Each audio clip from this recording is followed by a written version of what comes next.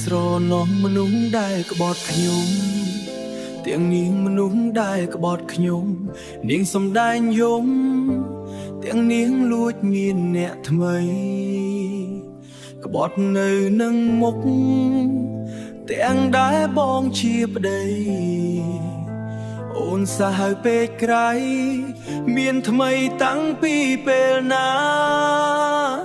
អូនសាហាវពេកក្រៃមានថ្មីតាំងពីពេលណាមិនដែលដឹងសោះថាអូនលួចក្បត់ហើយដើរតួកំសត់កុំលាក់កុំហុងមកបងអូនឆ្លាតខ្លាំងណាស់សុំចិត្តឲ្យគេសងបងទាំងរឿងរ៉ាវកន្លងមានតែបងទេដែលអូន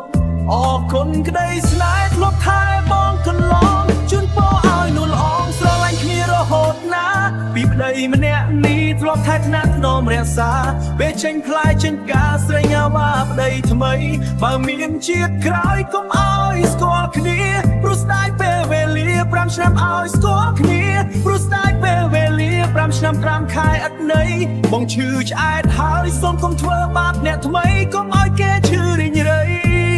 ដូចជារូបបងណាអូ